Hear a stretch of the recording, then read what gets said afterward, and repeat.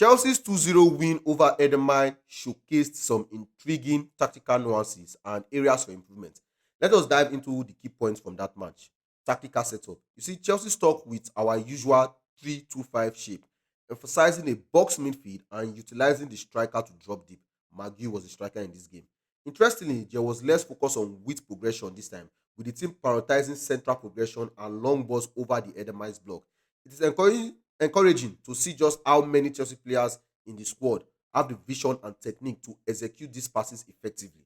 You see, in the second half, Enzo Maresca made a clever tweak, shifting to a 3-1-6 structure.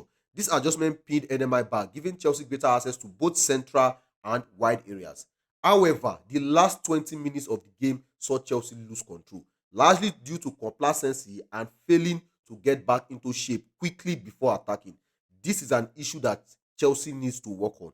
One standout defensive tactic was Chelsea's use of the box line as a reference point to set offside traps. This worked brilliantly as the Chelsea team caught Edemai offside consistently, neutralizing several of Edemai's attacks. It is a principle that highlights the defensive organization that Maresca has instilled in this Chelsea team. Now, the double pivot of Casadei and Viga could have done more in terms of forward progression, whether through passing the ball or carrying the ball. While the box midfield system creates overload, there were moments where the double pivot seemed hesitant to take risks. This was frustrating for me to watch. There were moments where I believe Viga and Casadei could have released the ball quicker, but they did not. Another area of concern was the lack of opportunities for wide players, especially Mikhailo Modric, to take on their fullbacks. Modric tries in these 1v1 situations, and Chelsea could have benefited from involving him more directly in the attacking phases. But then again, like I mentioned earlier, it seems like this was the instruction from Maresca to focus more on central progression instead of width progression. Now, for my player-specific observation, Kenya Dewsbury all had a quiet game and he struggled to form an effective combination with Modric on the left. This partnership lacked fluidity, and as a result, that left flank did not tick as expected.